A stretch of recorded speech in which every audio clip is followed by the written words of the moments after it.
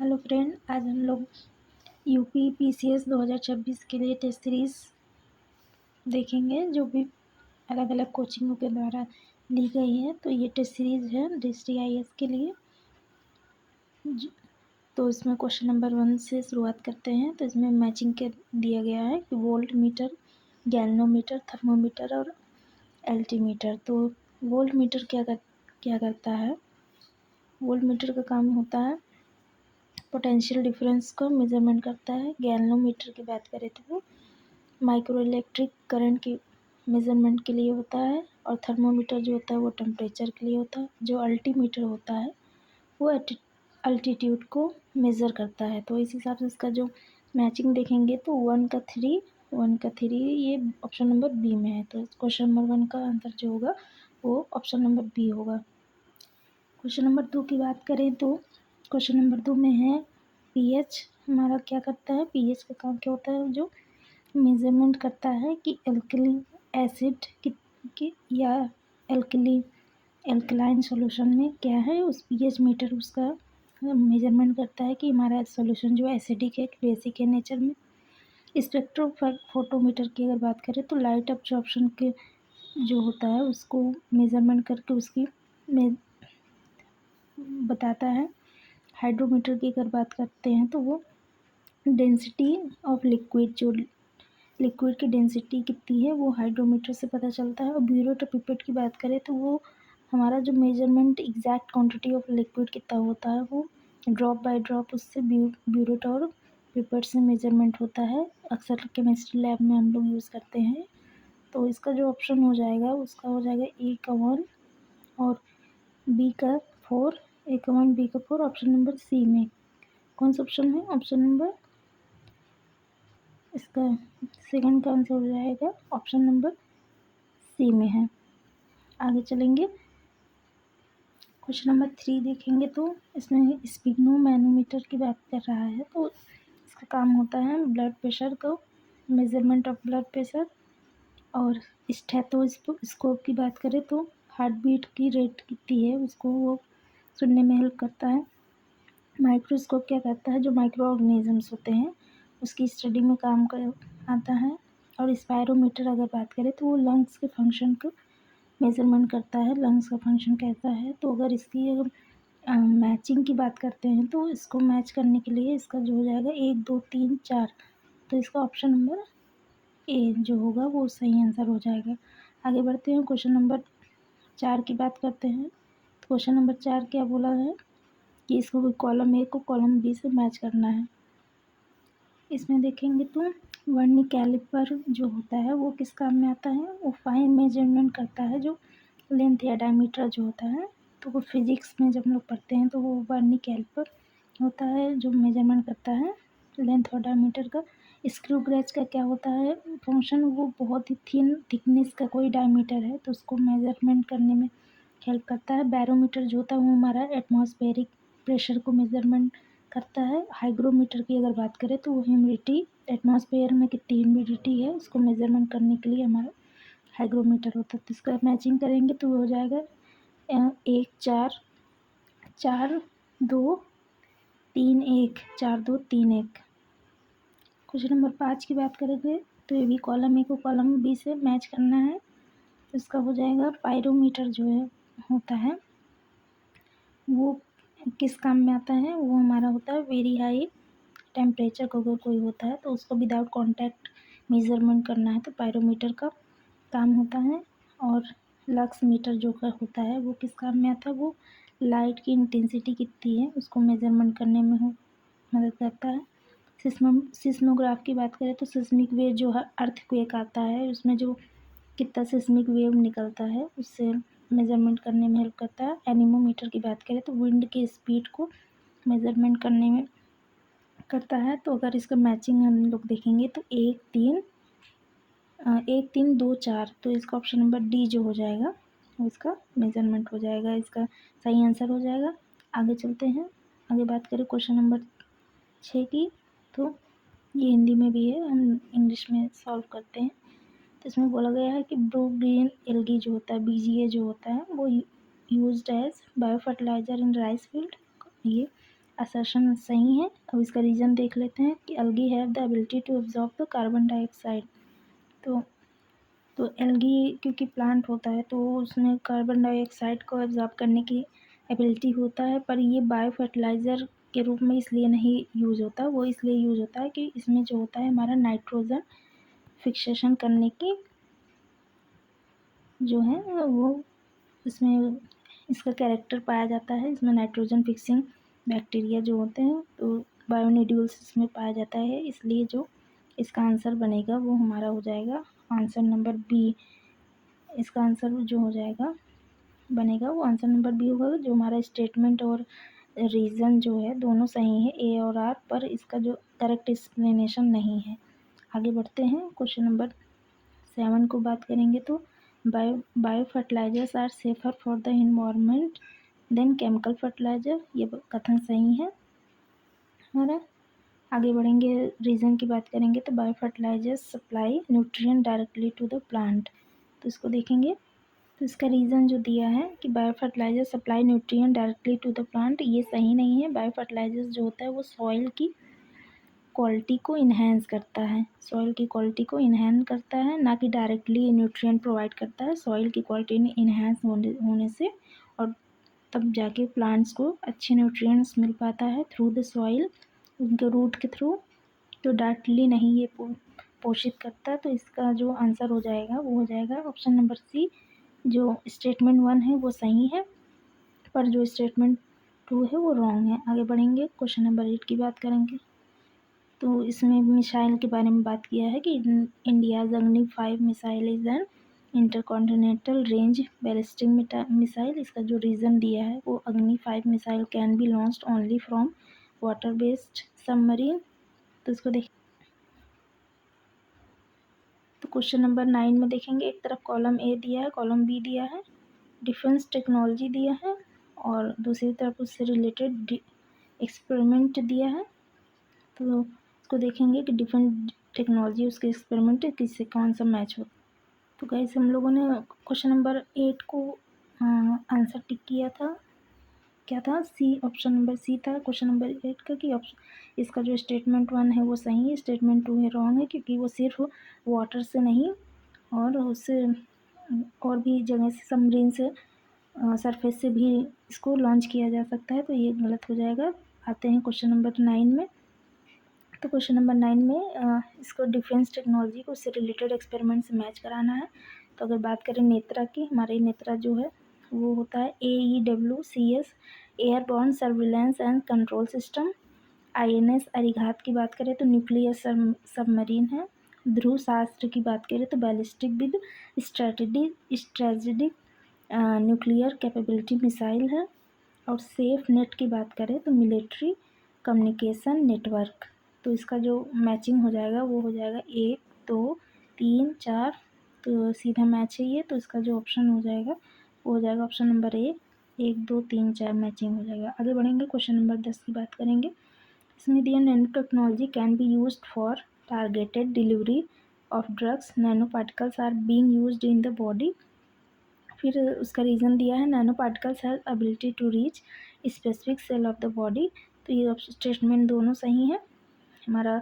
Statement 1 statement 2 दोनों सही है, दोनों एक्सप्लेन भी कर रहा है। तो इसका ऑप्शन नंबर ए जो हो जाएगा उसका आंसर हो जाएगा।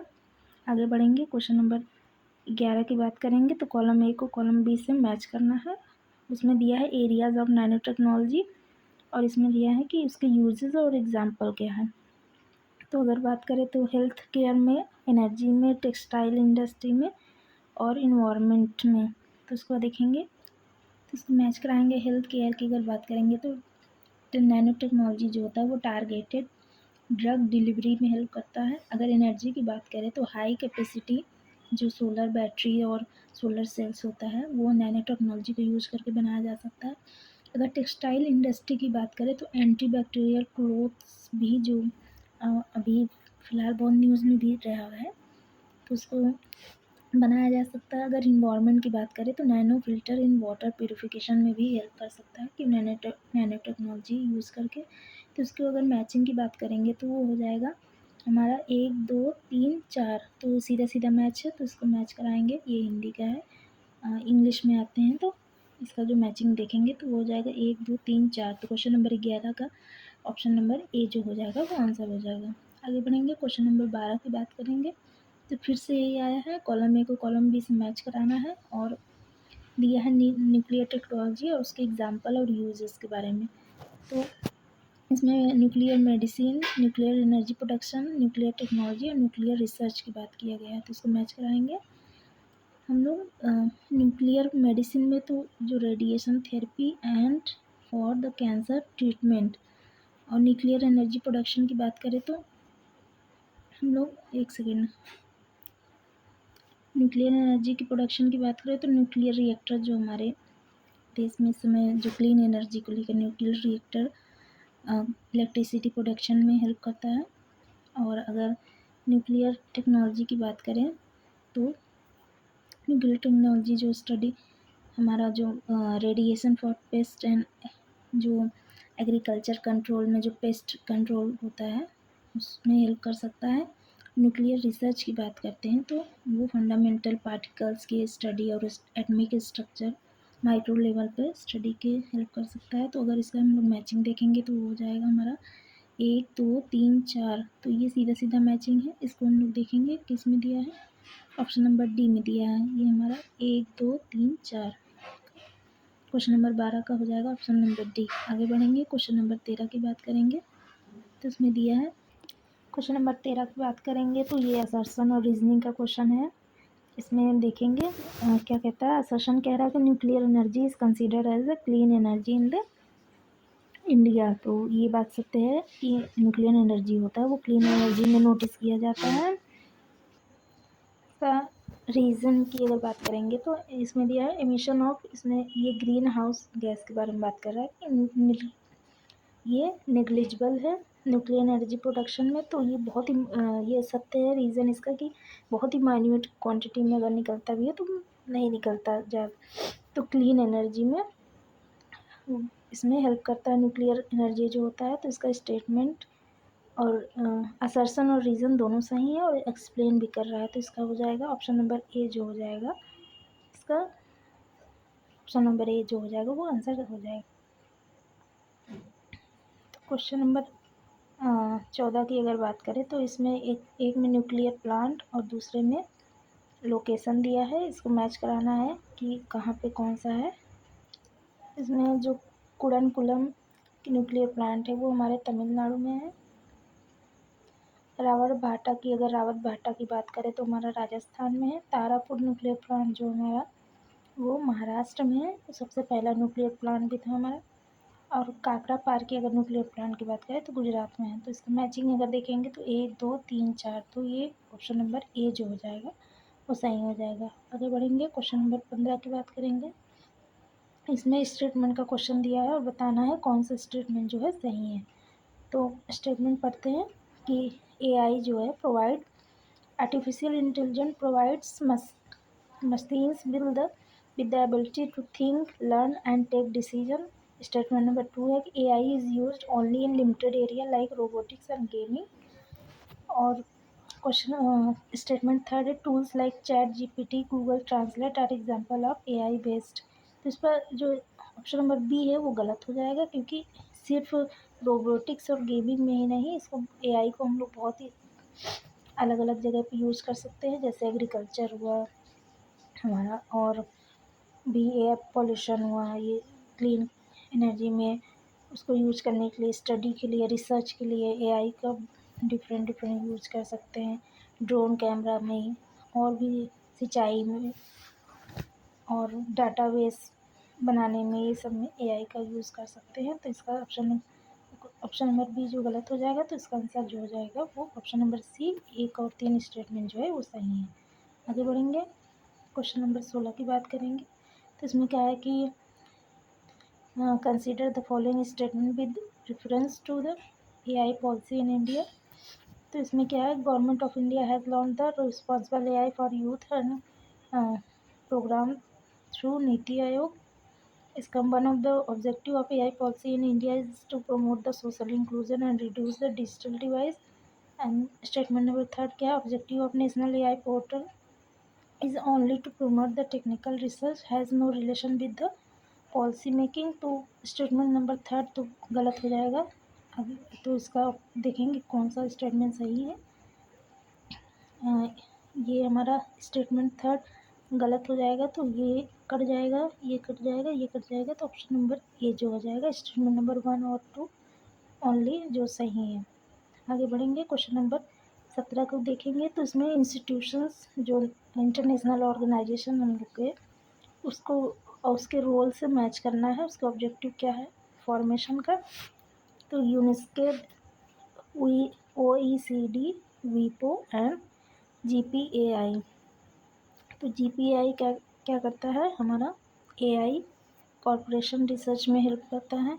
और इसको क्या करता है, यूनेस्को का फॉर्मेशन क्या है। क्वेश्चन नंबर 17 में देखेंगे हम लोग कि इनको जो ऑर्गेनाइजेशन है और उसके ऑब्जेक्टिव से मैच करना है। तो यूनेस्को का जो ऑब्जेक्टिव होता है वो provide global recommendation on the ethics of AI। इसका काम ये है। और OECD अगर बात करेंगे तो formulating policy principle for the responsible AI। वीपो की बात करेंगे work on the patent and the copyright related AI। और GPAI की बात करेंगे तो enhancing cooperation in research AI। तो इसकी मैचिंग अगर देखेंगे तो 1 2 3 4 इसका मैचिंग में देखेंगे तो ये हो जाएगा हमारा ऑप्शन नंबर 1 में दिया है 1 2 3 4 मैचिंग में। आगे बढ़ेंगे, क्वेश्चन नंबर 18 की बात करेंगे। तो इसमें दिया है असर्शन दिया है और रीज़न दिया है, बताना है कि वो इसको फॉलो करता है कि नहीं करता है और सही है कि नहीं। तो इसमें दिया है कि इन computer CPU is called the brain. तो ये सही है, CPU जो होता है कंप्यूटर का ब्रेन कहलाता है। CPU is the only component of computer which store the data permanently. तो CPU जो होता है प्रोसेसिंग यूनिट होता है, वो डाटा को स्टोर नहीं करता। डाटा का स्टोर जो होता है जैसे SSD जो होता है हमारा, या हार्ड डिस्क हुआ, तो इन सब का काम होता है। तो CPU का काम सिर्फ प्रोसेसिंग होता है, इसका स्टोरेज से नहीं होता है डायरेक्ट लिंक। तो इसका हो जाएगा ऑप्शन नंबर सी जो हो जाएगा, हमारा आंसर जो हो जाएगा वो ऑप्शन नंबर सी हो जाएगा। स्टेटमेंट 1 जो सही है और पर आर जो है वो गलत है। आगे बढ़ेंगे, क्वेश्चन नंबर 19 की बात करेंगे। इसमें कॉलम 1 को कॉलम 2 से मैच करना है। तो इसमें कंप्यूटर के कंपोनेंट्स दिए हैं और फंक्शन बताना है क्या है। हमारा जो रैम होता है वो हमारा किस काम के लिए होता है, वो टेम्प्रेरी मेमोरी को स्टोर करने के लिए होता है। जो हार्ड डिस्क होता है वो हमारा परमानेंट स्टोरेज का काम करता है। कीबोर्ड जो होता है वो इनपुट डिवाइस होता है और मॉनिटर जो होता है वो आउटपुट डिवाइस होता है। तो अगर इसकी मैचिंग देखेंगे तो सीधा सीधा मैच है 1 2 3 4। तो ऑप्शन नंबर ए जो हो जाएगा उसका सही हो जाएगा। तो आगे बढ़ेंगे, क्वेश्चन नंबर 20 की बात करेंगे। इसमें भी कॉलम ए को कॉलम बी से मैच करना है। तो एक तरफ इक्विपमेंट है, दूसरा तरफ उसका टाइप है, किस टाइप का है वो।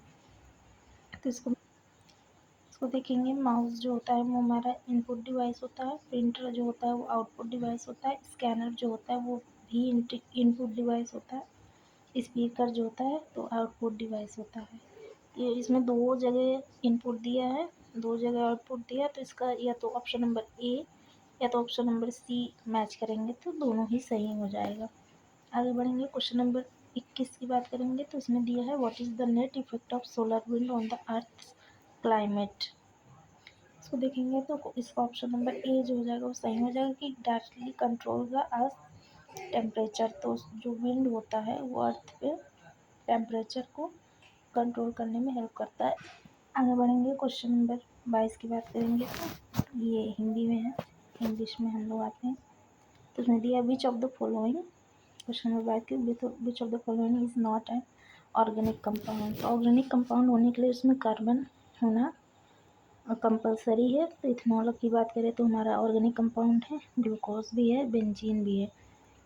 तो कौन सा नहीं है इसमें वो पूछा है कि विच of the following is not an organic compound. तो इसका जो ऑप्शन नंबर डी हो जाएगा सोडियम क्लोराइड की। तो इसमें कोई कार्बन नहीं है, कंपाउंड नहीं है, इसलिए ये ऑर्गेनिक कंपाउंड नहीं होगा। आगे बढ़ेंगे, बात करेंगे क्वेश्चन नंबर 23 की। तो उसमें दिया है कि विच of the following reaction is of hydrogenation of alkene. Alkene को अगर हाइड्रोजिनेट कर लेंगे तो इसमें जो ऑप्शन नंबर 1 है, एल्कीन में हाइड्रोजन अगर ऐड करेंगे तो एल्केन का फॉर्मेशन करेगा, इसी को हाइड्रोजिनेशन ऑफ एल्कीन बोलेंगे। तो इसका ऑप्शन नंबर ए जो हो जाएगा, एल्कीन प्लस हाइड्रोजन जो एल्केन का फॉर्मेशन करेगा, ऑप्शन नंबर ए सही हो जाएगा। आगे बढ़ेंगे, क्वेश्चन नंबर 24 की बात करेंगे। तो इसमें दिया है विच of the following is an example of chemical food preservation method. तो इसमें दिया है कि कौन सा ऐसा, पूछ रहा है कि कौन सा ऐसा मेथड है जो केमिकल फूड प्रिजर्वेशन मेथड को इसमें बताता है। तो इसका ऑप्शन जो दिया है वो freezing, adding salt, sun dry और बॉइलिंग वाटर। तो इसका ऑप्शन हो जाएगा, इसका आंसर जो हो जाएगा वो हो जाएगा हमारा एडिंग सॉल्ट। सॉल्ट ऐड करने से हमारा जो फूड प्रिजर्वेशन जो होता है वो केमिकल फूड प्रिजर्वेशन मेथड होता है। तो इसका आंसर हो जाएगा एडिंग सॉल्ट। आगे बात करेंगे क्वेश्चन नंबर 25 की। तो इसमें दिया प्लांट हार्मोन्स और उसके फंक्शन के बारे में, तो उसको मैच कराना है। तो बात करेंगे ऑक्सीजन। ऑक्सीजन क्या करता है, तो ऑक्सीजन जो होता है वो हमारा क्या करता है, सेल इलोंगेशन और फोटोट्रांसपोर्टेशन में हेल्प करता है। साइटोकाइनिन की अगर बात करेंगे तो हमारा सेल डिवीज़न में हेल्प करता है। इथाइलिन की अगर बात करेंगे तो फ्रूट के पकने यानी कि राइपनिंग में और उसके गिरने में हेल्प करता है। एब्सिसिक एसिड की बात करें तो वो क्या करता है, सीड और बड डोरमेंसी को इंड्यूस करता है। तो इसका जो मैचिंग कराएंगे तो ऑप्शन नंबर डी जो हो जाएगा, कौन सा ऑप्शन हो जाएगा, ऑप्शन नंबर डी जो हो जाएगा वो सही आंसर हो जाएगा। आगे बढ़ेंगे, क्वेश्चन नंबर 26 की बात करेंगे। तो इसमें पूछा है कि in human sex is determined by. तो ये ह्यूमन में सेक्स किससे डिटरमाइंड होता है, वो वाई क्रोमोसोम। जो मेल में, जैसे फीमेल में हमारा एक्स एक्स होता है और मेल में हमारा एक्स वाई होता है। तो वाई क्रोमोसोम जो होता है मेल में, उसी से जो फीटस का या जो चाइल्ड का सेक्स डिटरमाइंड होता है। आगे बढ़ेंगे, क्वेश्चन नंबर 27 की बात करेंगे। तो ये रिपोर्ट आया था कि national indicator framework NIF progress report की in which area has India made the notable progress. तो इसका जो ऑप्शन नंबर ए हो जाएगा, जैसे हेल्थ, एजुकेशन और सोशल सिक्योरिटी रिफॉर्म पे इंडिया ने बहुत अच्छा प्रोग्रेस किया है। तो उसका ऑप्शन नंबर ए जो हो जाएगा वो सही हो जाएगा। आगे बढ़ेंगे, क्वेश्चन नंबर 28 की बात करेंगे। तो इसमें असर्शन और रीज़न का बात किया गया है। तो ये करंट अफेयर का क्वेश्चन है क्योंकि ये बदलता रहेगा, फिर भी इसको हम लोग सॉल्व कर लेंगे। इसमें ऑप्शन नंबर एक असर्शन जो दिया है वो कहा है, Kariyachalli island restoration, Kariyachalli island restoration project is funded by the Tamil Nadu government and the World Bank. ये स्टेटमेंट जो है वो सही है। इसका जो रीज़न दिया गया है वो दिया गया कि coral reef in gulf of Mannar helps the reduce the coastal erosion and conserve the marine biodiversity. तो इसका स्टेटमेंट 1 और स्टेटमेंट 2 दोनों सही हैं। ऑप्शन नंबर सी हो जाएगा इसका आंसर। आगे बढ़ेंगे, क्वेश्चन नंबर 29 की बात करेंगे। तो इसमें पूछा है कि which country is hosting the international glacier conservation conference 2025।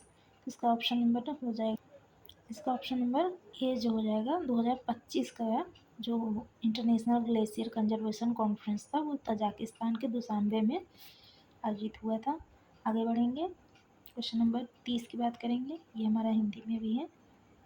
Question number 30 में बात करेंगे तो ये रिपोर्ट है थोड़ा पुराना रिपोर्ट है, तो इसका नया वर्जन जो आया होगा क्योंकि ये करंट का क्वेश्चन है तो तुम लोग इसको थोड़ा स्किप कर सकते हैं। आगे बढ़ेंगे, what is the name of new digital platform launched by election commission of India for real time voter and turnout reporting.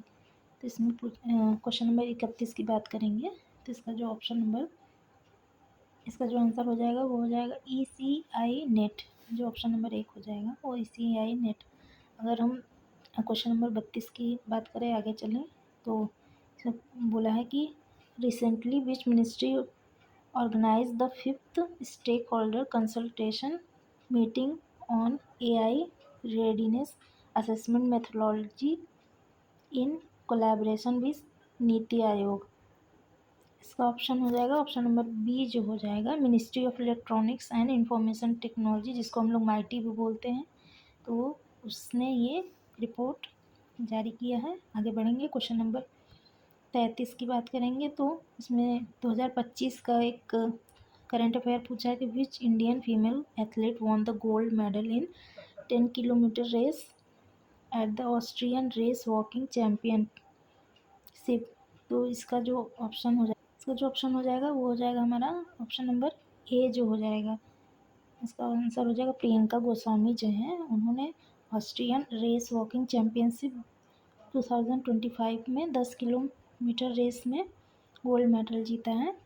आगे बढ़ेंगे, क्वेश्चन नंबर 34 की बात करेंगे। तो इसमें क्या है कि what was the main objective of exercise drone Prahar organised by Indian Army recently in East Siang district of Arunachal Pradesh. तो इसका आंसर जो हो जाएगा वो ऑप्शन नंबर सी हो जाएगा enhancing the situational awareness and commanding access of strategic commander. तो option number C जो हो जाएगा उस सही हो जाएगा। आगे बढ़ेंगे, क्वेश्चन नंबर 35 की बात करेंगे। तो ये भी 2025 का करंट अफेयर पूछ लिया है कि what is the India's rank in the global gender gap 2025-20। तो वर्ल्ड इकोनॉमिक फोरम द्वारा जो रिलीज़ किया गया था उसमें पूछा है कि इंडियाज़ का ग्लोबल रैंकिंग क्या है। तो 2025 का इसमें पूछा, तो हम लोग 26 की भी आ गया है तो उसकी बात करेंगे। तो इसका जो हो जाएगा वो रैंक हो जाएगा, अगर 2026 की बात करें तो इसमें 131 ही इसका रैंक होगा आउट ऑफ 148 कंट्रीज़। मतलब 148 में जो रैंकिंग है उसमें 131 जो होगा वो हमारा इंडिया का रैंक हो जाएगा। और अगर इसका हम थीम की बात करेंगे तो इसका जो कोर थीम होगा वो हो जाएगा tracking annual progress and gap in gender equality across the 4 principle dimension. अगर हम लोग इसके की डायमेंशंस की भी बात करेंगे तो पहला डायमेंशन जो होता है वो इकोनॉमिक पार्टिसिपेशन एंड अपॉर्चुनिटी होता है। दूसरा डायमेंशन की बात करेंगे तो एजुकेशनल अटेनमेंट जो होगा वो होगा कि कितना बेसिक या हायर लेवल पे एजुकेशन का एक्सेस कितना है। और तीसरे की अगर बात करेंगे तो वो हेल्थ एंड सर्वाइवल होगा। और चौथे की बात करेंगे तो वो पॉलिटिकल एम्पावरमेंट होगा। तो आगे बढ़ेंगे, क्वेश्चन नंबर 36 की बात करेंगे। तो इसमें दिया है कि विच of the following operation was launch by US targeting India's nuclear site. तो कौन सा ऑपरेशन जो है वो यूएस ने किया था अगेंस्ट द ईरान के न्यूक्लियर साइट पे। तो वो हो जाएगा ऑपरेशन मिडनाइट हैमर जो यूएस ने किया था ईरान के ऊपर। आगे बढ़ेंगे, क्वेश्चन नंबर 37 की बात करेंगे। इसमें दिया है कि among the 5 non permanent member elected to the UN security council for 26-27 which country has been included for the first time. तो पहली बार कौन सी कंट्री इंक्लूड की गई थी। जो यूएन सिक्योरिटी काउंसिल होता है, जनरल काउंसिल होता है, उसमें कौन सी कंट्री पहली बार गई थी। तो वो हो जाएगी, इसका आंसर हो जाएगा लातविया। जो लातविया कंट्री है वो पहली बार यूएन सिक्योरिटी काउंसिल में के लिए चुनी गई थी as a non permanent member. तो इसका आगे बढ़ेंगे, क्वेश्चन नंबर 38 की बात करेंगे। तो इसमें फूड प्राइस जो food planet prize 25 the world biggest environmental prize was awarded to which. तो इसमें दिया गया है, तो इसमें 2025 का दिया गया कि फूड प्लानट प्राइस जो है 2025 में जो दिया गया था वो दिया गया था नाइट्रोकैप्ट को। तो नाइट्रोकैप्ट को दिया गया था 2025 का है। 26 की जब आएगी तो उसको हम लोग देख लेंगे। आगे बढ़ेंगे, क्वेश्चन नंबर 39 की बात करेंगे। तो ये हिंदी का है, हम लोग इंग्लिश का देखते हैं कि which is the author of the book Indira Gandhi and the years that transform India which presents an unbiased and scholarly analysis of Indian politics during the 90s, 70s, especially the emergency। तो इसके writer कौन है, Indira Gandhi and the years that transform the India. तो इसके जो writer हो जाएंगे वो श्रीनाथ राघवन। जो श्रीनाथ राघवन है उन्होंने ये बुक लिखी है। आगे बढ़ेंगे, क्वेश्चन नंबर 40 की बात करेंगे तो what is the main M of Maharashtra cabinet approved महा एग्रीकल्चर या महा एग्री एआई पॉलिसी 2025 से 29 तक उन्होंने पॉलिसी जो है लॉन्च किया था। उसका जो है मेन एम क्या है उसको बताना है। तो इसका जो मेन एम हो जाएगा वो integration of AI and modern technology in agriculture. इसका मेन एम जो हो जाएगा फिर से देखते हैं। इसका मेन एम हो जाएगा कि integration of AI and modern technology in agriculture. Agriculture में कैसे एआई को और मॉडर्न टेक्नोलॉजी को इंक्लूड किया जाए और प्रोडक्टिविटी को बढ़ाया जाए। आगे बढ़ेंगे, क्वेश्चन नंबर 41 की बात करेंगे। The Uttar Pradesh government is promoting मेज कल्टीवेशन। इसका जो रीज़न है, मेज is low water nutrient rich और इकोनॉमिकली वाइबल क्रॉप। इसका जो आंसर हो जाएगा, इसका ऑप्शन नंबर ए जो हो जाएगा वो सही हो जाएगी। जो इसका असर्शन है वो भी सही है और जो रीज़न है वो भी सही है कि लो वाटर और न्यूट्रिएंट रिच होता है और इकोनॉमिकली वाइबल होता है, जिसको प्रमोट कर रहे हैं यूपी गवर्नमेंट मेज के प्रोडक्शन को। तो इसका option number A, both A and B are true and R is correctly explain A. आगे बढ़ेंगे, 42 की बात करेंगे तो government of India recently approve the establishment of South Asia regional centre of international potato centre. तो potato centre जो है South Asia का रीजनल इंटरनेशनल पोटैटो सेंटर कहाँ पे उसका स्थापित किया गया, इस्टेब्लिश किया गया है, तो उसको बताना है। तो ये हो जाएगा हमारा, ये हमारा उत्तर प्रदेश हो जाएगा। उत्तर प्रदेश के आगरा में जो हमारा सिंगना जो क्षेत्र है वो रीजनल क्षेत्र है आगरा में, सिंगना करके, वहाँ पे जो है South Asia regional centre of international potato centre को इस्टेब्लिश किया गया है। आगे बढ़ेंगे, क्वेश्चन नंबर 23 की बात करेंगे कि on which date was the Sant Kabir Das Jayanti 2025 celebrated marking his 648th birth anniversary. तो किस डेट पे सेलिब्रेट, ये हो जाएगा हमारा 11 जून को। 11 जून को संत कबीरदास जयंती मनाई जाती है। आगे बढ़ेंगे, क्वेश्चन नंबर 44 की बात करेंगे तो इसका असर्शन और रीजनिंग का क्वेश्चन है। India's total fertility rate drop to 1.9 in 2025 below the replacement level.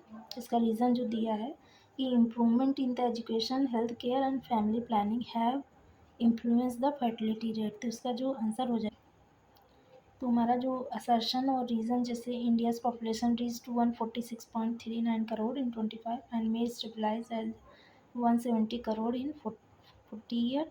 Reason अगर बात करें तो 68% of India's population is in working age 15 to 64 and which help control the population growth. तो इसका अलग अलग देखेंगे तो दोनों स्टेटमेंट सही हो जाएगा, पर एक दूसरे को रिलेट नहीं कर पा रहा है और एक्सप्लेन नहीं कर रहा है। तो इसका ऑप्शन नंबर जो बी हो जाएगा वो सही हो जाएगा। आगे देखेंगे, आगे देखते हैं क्वेश्चन नंबर 46 की बात करें तो ये 2024 की WMO रिपोर्ट है, तो इसको हम लोग स्किप कर देंगे। अभी 2026 में देखेंगे, अगर रिपोर्ट आती है तो उसको देख लेंगे। आगे बढ़ते हैं, क्वेश्चन नंबर 47 की बात करेंगे तो इसमें पूछा कि what is Ghumat which was the declare the state heritage instrument of Goa in 2029।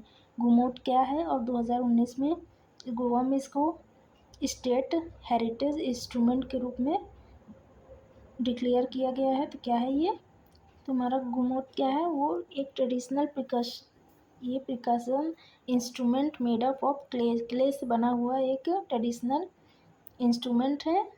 आगे बढ़ेंगे हम लोग, क्वेश्चन नंबर 48 की बात करेंगे तो इसको लेक को उसकी कंट्री से मिलाना है, बताना है कौन सा लेक कौन सी कंट्री में है। तो उसको देखेंगे हम लोग। कोमो की अगर बात करेंगे तो लेक कोमो जो हो जाएगा वो हमारा इटली में हो जाएगा।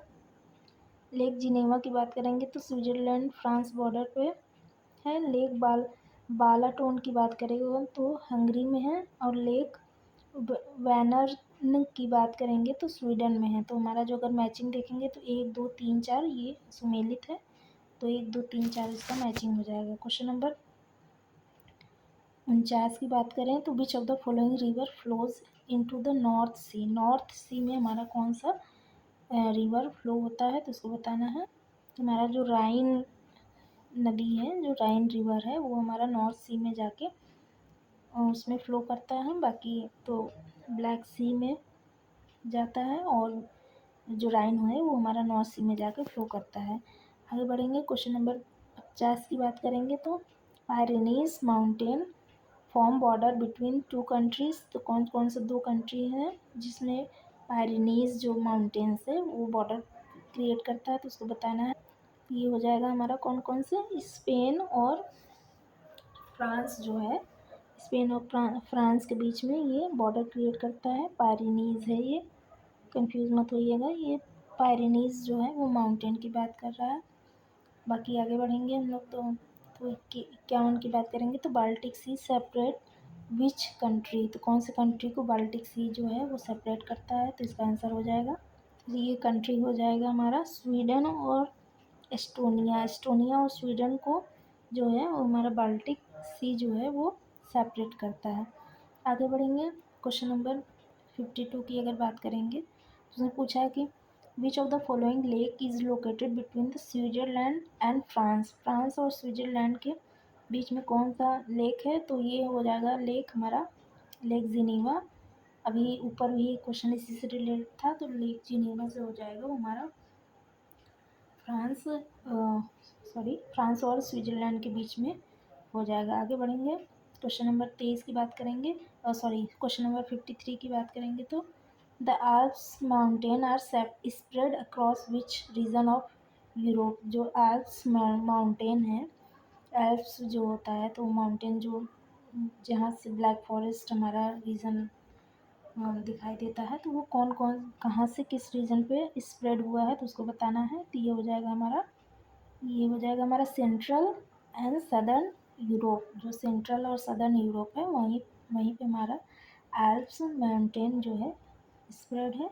आगे बढ़ेंगे हम लोग, क्वेश्चन नंबर 54 के बताएंगे तो into which sea does the Volga river flows. तो कौन सी रिवर, कौन सी सी में हमारा वोल्गा रिवर जो है वो फ्लो होता है, इसको बताना है। तो ये हो जाएगा हमारा वोल्गा रिवर जाकर के कैस्पियन सी में जो फ्लो करेगा, तो ये हो जाएगा हमारा कैप्सियन कैस्पियन सी में, कैस्पियन सी में।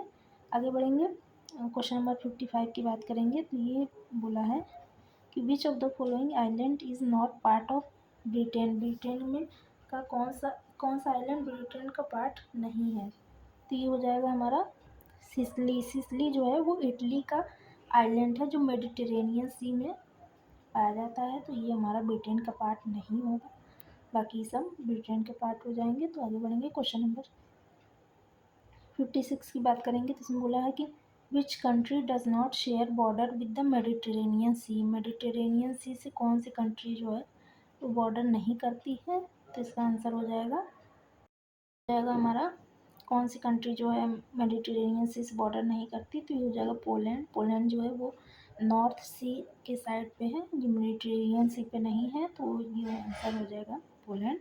आगे बढ़ेंगे, 57 की बात करेंगे तो which of the following cities is located on the bank of Danube river. तो डेन्यूब रिवर पे कौन सा सिटी जो है वो लोकेटेड है, तो डेन्यूब रिवर पे वो 10 कंट्री की सिटीज़ जो हैं वो लोकेटेड है, क्योंकि second longest river of Europe है, तो इसका जो ऑप्शन हो जाएगा वो हो जाएगा बुडापेस्ट।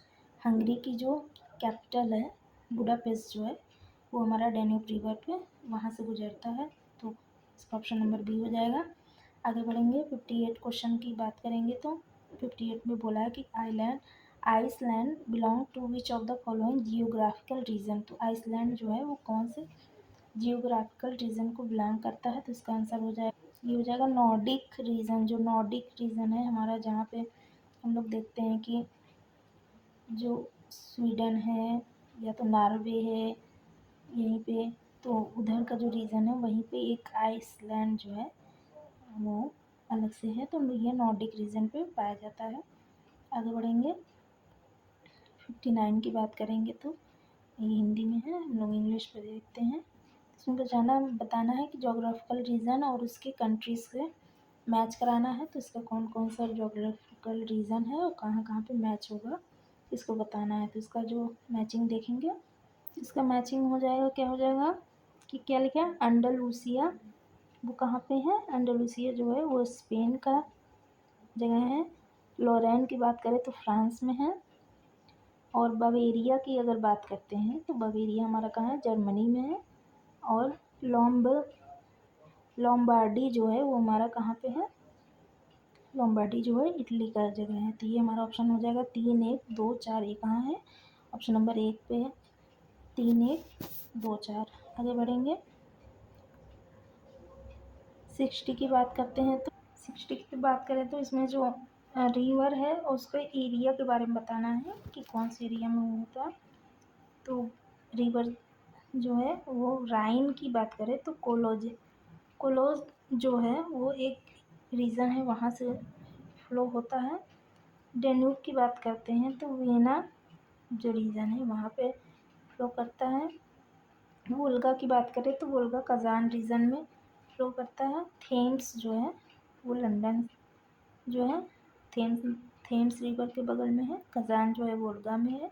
डेन्यूब वियना जो है डेन्यूब रिवर। और जो कोलोन है वो राइन रिवर। तो इसका जो मैचिंग हो जाएगा 2, 3, 1, 4। तो ऑप्शन नंबर बी जो हो जाएगा उसका सही आंसर हो जाएगा। आगे बढ़ेंगे, 61 की बात करेंगे। In human which part controls the act of respiration. तो रेस्पायरेशन जो एक्शन है उसको कौन कंट्रोल करता है, तो इसका ऑप्शन हो जाएगा, आंसर हो जाएगा मेडुला ऑब्लोंगाटा। जो ऑप्शन नंबर सी है, मेडुला ऑब्लोंगाटा जो है वो कंट्रोल करता है हमारे एक्ट ऑफ रेस्पायरेशन को। आगे बढ़ेंगे, क्वेश्चन नंबर 62 की बात करेंगे, 62 की कि which tissue grows the fastest in the human. तो कौन सा टिश्यू जो है हमारा ह्यूमन में सबसे फास्टेस्ट ग्रो करता है, तो वो हो जाएगा एपिथेलियल टिश्यू। कौन सा टिश्यू हो जाएगा, एपिथेलियल टिश्यू जो हो जाएगा सबसे फास्टेस्ट ग्रो करता है।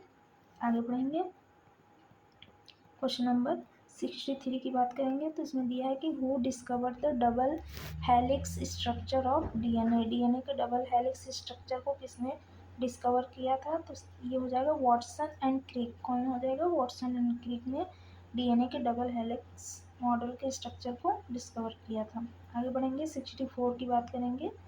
तो what is the main function of haemoglobin in the blood. Blood में जो हीमोग्लोबिन होता है इसका मेन फंक्शन क्या होता है, तो इससे सब बहुत ही कॉमन क्वेश्चन है। तो ये हो जाएगा ट्रांसपोर्ट द ऑक्सीजन। ऑक्सीजन को कैरी करता है हमारे ब्लड में और वो बॉडी में सर्कुलेट करता है। आगे बढ़ेंगे, 65 की बात करेंगे।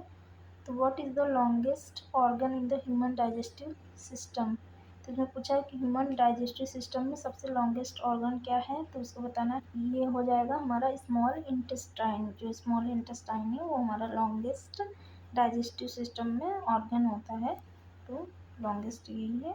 आगे बढ़ेंगे, 66 की बात करेंगे। तो इसमें पूछा है कि ब्रास जो है, brass is an alloy of which metal. कौन कौन से मेटल से मिलके ब्रास बनता है, उसके अलॉय कौन कौन से है, तो इसका आंसर हो जाएगा, इसका आंसर हो जाएगा कॉपर एंड जिंक। जो कॉपर एंड जिंक है उससे मिलके हमारा ब्रास का फॉर्मेशन होता है। आगे बढ़ेंगे, 67 की बात करेंगे।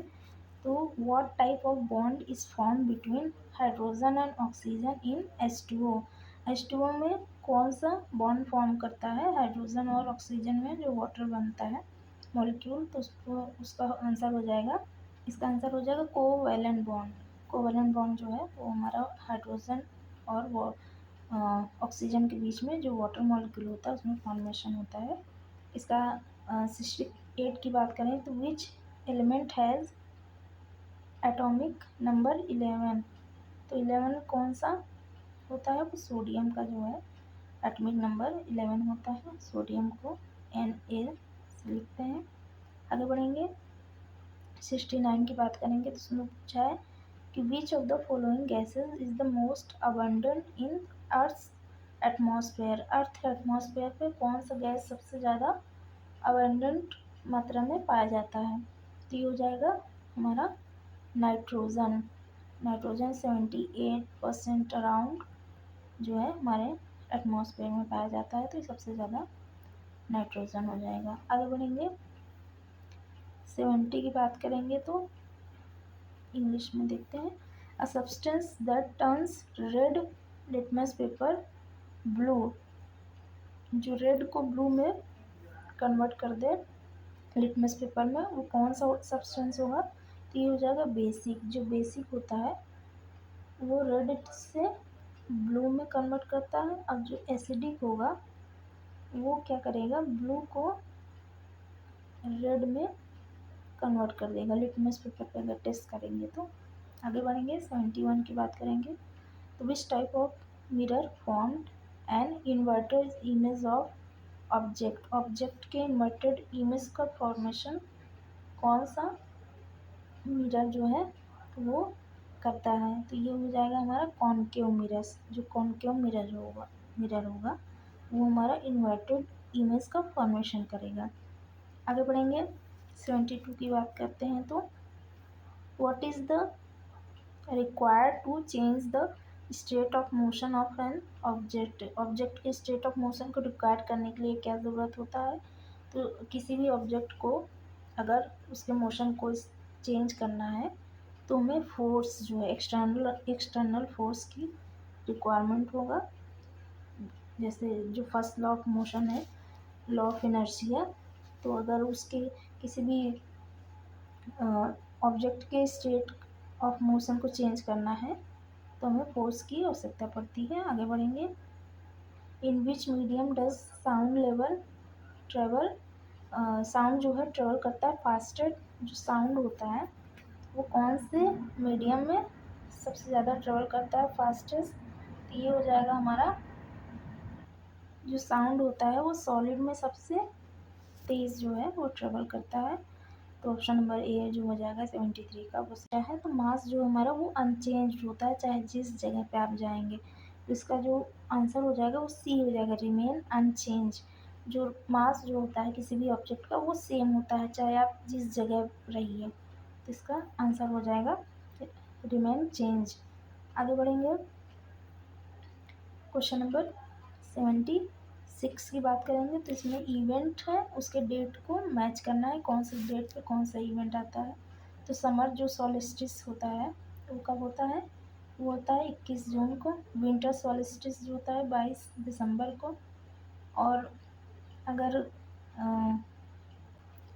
इसका जो आंसर हो जाएगा वो 1, 2, 4, 3 हो जाएगा। जैसे जो हमारा समर सोलिस्टिस 21 जून को, विंटर जो होगा 22 दिसंबर को, वल्नर इक्विनॉक्स जो होगा 21 मार्च को, और ऑटम जो होगा वो 23 ऑफ सितंबर को। तो इस तरीके से 1, 2, 4, 3 इसका मैचिंग हो जाएगा। आगे बढ़ेंगे, 77 क्वेश्चन को देखेंगे।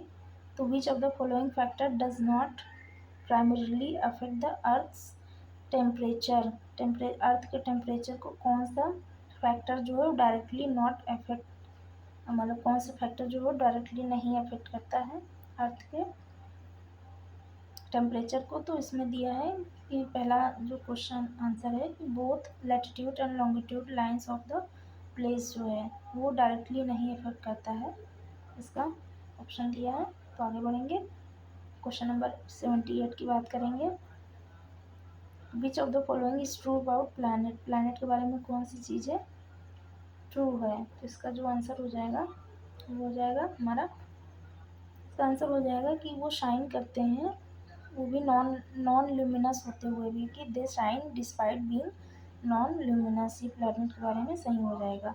आगे बढ़ेंगे, क्वेश्चन नंबर 79 की बात करेंगे। The line shows on the globe is called the international date of line. ये कौन सा जो हमारा लैटिट्यूड या लॉन्गिट्यूड शो करता है वो कौन सा हो जाएगा? ये हमारा जो है 180 डिग्री लैटिट्यूड जो लाइन होता है वो हमारा जो शो करता है इंटरनेशनल डेट ऑफ लाइन, जो इंटरनेशनल डेट लाइन हो को शो करता है 180 डिग्री लॉन्गिट्यूड लाइन जो होता है। आगे बढ़ेंगे, क्वेश्चन नंबर 80 की बात करेंगे। तो which of the following is not matched, तो कौन सा इसमें मैच्ड नहीं है? तो इसमें कंट्री दिया है, उसका कैपिटल दिया है, तो उसको मैच कराना है। तो कौन सा मैच नहीं है?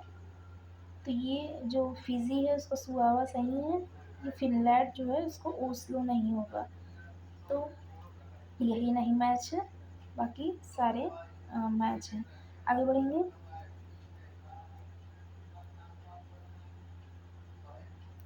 अभी यहाँ तक हम लोग क्वेश्चन इस वीडियो में करते हैं, बाकी जो इसके आगे के क्वेश्चन है वो लोग नेक्स्ट वीडियो में करते हैं, क्योंकि वीडियो बहुत लंबा हो रहा है, तो इसके आगे के क्वेश्चन हम लोग नेक्स्ट वीडियो में करेंगे।